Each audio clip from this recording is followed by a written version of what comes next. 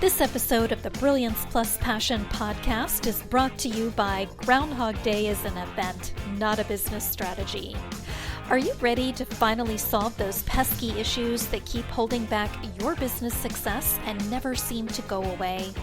Embrace the power of the S.P.R.I.N.G formula that unearths the issues and opportunities burrowed beneath the surface, and grow your business so you thrive from your intersection of your brilliance and your passion. Claim your copy today at www.thegroundhogbook.com. Welcome to the Brilliance Plus Passion podcast. Join us as we celebrate entrepreneurs, business creators, and brilliant minds who reveal what they are doing to make the world a better place by being part of it. Be sure to visit our website at www.brilliancepluspassion.com. While you're there, subscribe to us via your favorite network. Now sit back, lean in, tune in, get your notepad and 2 pens ready, and let's get started.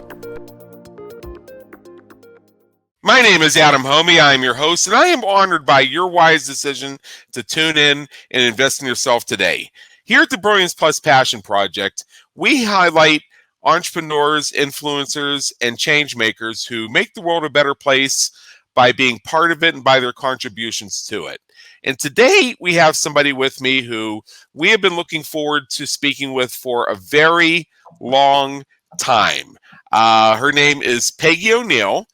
She is the creator of Wisdomary learning, which is a revolutionary approach to leadership based on the new game-changing understanding of the nature of reality. This is going to be a lot of fun, and she's about to tell us all about it. So, Peggy, welcome aboard. It's great to have you. Oh, it's great to be here, Adam. Been all right. About this. Absolutely. So, how does the work that you do make the world a better place for your clients, customers, and society at large? Well, if you think about it, if you ask most people what they really want in the world, in their lives, they want to be happy. And most people and most of us aren't happy because we have an incorrect, innocent misunderstanding of the nature of reality. We think we're separate from everybody and everything, when in actuality, we're one being. And so what that does is when we know who we truly are, this one being, then that helps alleviate and can eliminate our suffering, our personal suffering. It can eliminate, or at least diminish the conflicts within families, within organizations, in the world. And it'll help us have a new relationship with the earth as well. Because if we really know we're one with the earth, we wouldn't treat the planet the way that we do. So it's just incredibly this different relationship with ourselves, and knowing who we truly are shifts everything about every relationship in our lives, and can help us live these happy, loving, peaceful, fulfilling lives that everybody wants. Yeah. So what is it that you actually do? Like, what's the product or the service? I do one-on-one coaching. I do group coaching. I do executive coaching. So like organizations hire me to work with executives or to do workshops and programs within organizations.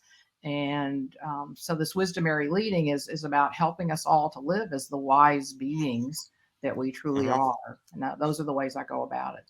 Yeah. In your experience, what are a few of the most common questions that people in general have about when they're asking about what you do, or they're making their decision to work with you?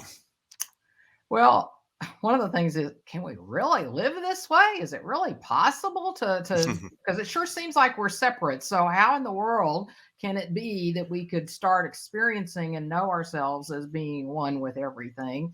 And they also, along with that goes, but is it practical? Is it practical? Yeah.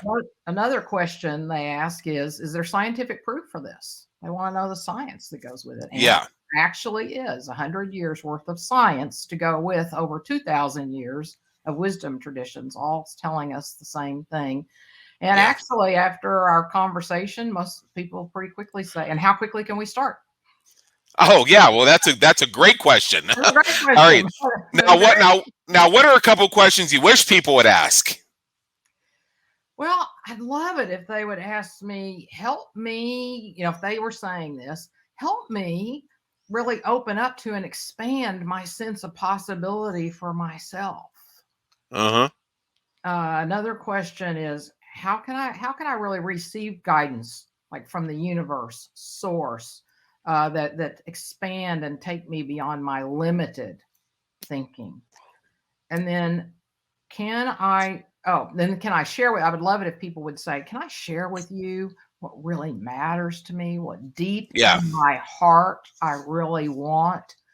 But yet a lot of people don't even know how to connect with that. But I would love it if more people were already connected with that and were saying, I'd love to share with you what my dreams are, my heart's desires are, and then help me create that. Yeah. Yeah. So what we're going to do now, Peggy, is we're going to shift gears. And this is where we're going to ask a few things that are going to help our listeners get to know you better. Okay. So this is the one that you can show your friends, and they can be pleasantly surprised. In fact, that's kind of what the first question is about. Mm-hmm. What would people who know you be surprised to learn about you? Well, I thought about this question a little bit, so I'll just really put it out there. Most people are surprised that I was quite a partier in my younger years when I was going to law school, and for about at least another 15 or 20 years after that, quite the partier. Oh, okay. Yeah. What do you hope people say about you when you're not around to hear it? I'd love it if they said she really believed in me. She never doubted me. She stood there with me. She never settled. She wouldn't let me settle.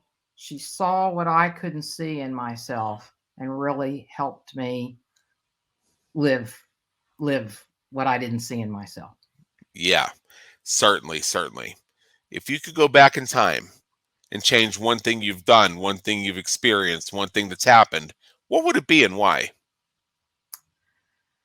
Yeah, there's really nothing. I knew you were going to ask this question, so I sat with it. I really tried. I go, what would I change? But I just have this experience of life that everything that happens and everything I've done, no matter how crazy it might have seemed, is really purposeful and has helped me be who I am today and who I can be with other people. So I actually wouldn't change a thing. Well, if I were to compile a spreadsheet of all the answers that we've gotten to this question in the well over 170 episodes of this project since we began it 2 years ago, I would be able to tell you very confidently that the survey would say that was the number one answer. Is that right? Yeah. It's funny. So let's see if you get the number one answer on the next question, since we're in the fast money round. All right. What famous person, alive or dead, would you like to meet, and what questions would you ask them if you had the chance? I would love to meet Jesus. I'm not at all. Oh, my goodness. You got the number one answer again. Really? Is that really Yeah. true? Jesus is number one. Is that right? Yeah. So this isn't religious at all. But what I'd love to know is, how did he become who he was? What was his path to be that? And how did he actually heal people? And let's see, what else did I think I wanted to know about him? So that's what I'd want to know. How did he become who he was, and then how did he heal people? Yeah, what I would want to know is what I would want to know from him is the real story behind that whole turning water into wine thing. Because personally, I think he was at a party and they ran out of beer. And somebody said, we got to go do a beer run. He said, whoa. Beer run is not in a man's vocabulary. Hold mine. Watch this. Wine. Because as I see it, the Bible is a tale of things that happened, some of which may indeed be supernatural and may be stories of interactions with aliens or other external beings. And you think about it, it makes sense. There's a power overlooking us that interacts with us and has the ability to do things that humans can't. And 2,000 and so years ago, they had these things happening if this is how it went, but they didn't have the vocabulary to explain it. So it all comes across looking like miracles and sublime acts. Now, for anybody who wants to question me and say, well, that sounds sacrilegious, I say, no, that's actually all the more reason to believe. Yeah, I'm with you there. Yeah. Now, what motivates and inspires you to keep going when you're having a tough time or facing a challenge? I really feel called to do what I do. And so it's like a compelling, like I just can't stop. I think of sometimes, what else could I do or should I do? It's like, well, I just can't stop this. And part of what it is that I believe each and every one of us is a divine being. And every 8 billion of us that's who we are. And we're all here to uniquely express some aspect of source. Like, or you said this higher power, whatever. We're all here to express source, consciousness, awareness.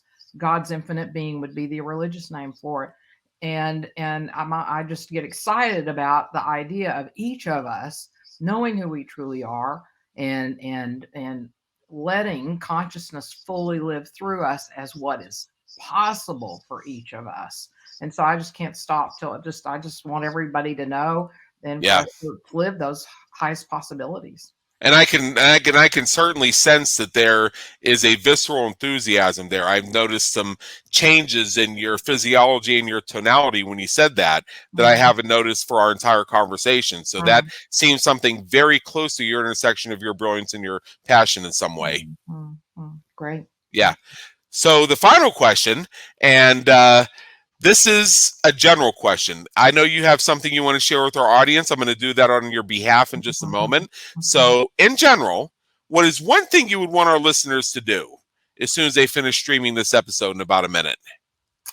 If they could sit quietly and put their hand over their heart, focus their attention on their heart, and allow their heart to open, invite their heart to open, and connect deeply with that heart, and then listen to the heart's guidance. They could ask a question if they wanted to, but to allow their heart to lead their being and lead them in their lives. But start by being still, quiet, sinking into that heart and letting the heart lead them. All right. So speaking of the heart and leadership, for those of you who are watching the video version of this on our YouTube channel, you see Peggy's website, www.peggy-o'neal, spelled ONEAL.com. If you come to our website, which is www.brilliancepluspassion.com, and you're on this episode there and you're looking at this through our show notes, you'll see it down there. So visit this link, and what you're going to find is that Peggy offers free monthly workshops on various aspects of Wisdomary learning.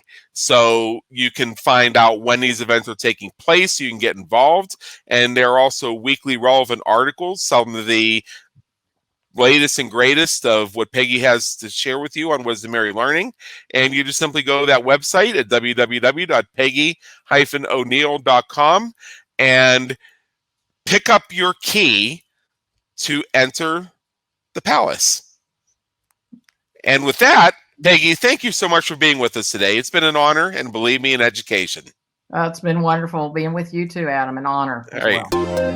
Thank you for tuning into the Brilliance Plus Passion podcast, where we celebrate entrepreneurs, business creators, and brilliant minds who are making a difference for their community, market, and audience. Remember to visit our website at www.brilliancepluspassion.com and enjoy even more great episodes like this one. Again, while you're here, subscribe to us via your favorite network. We look forward to seeing you next time on the Brilliance Plus Passion podcast.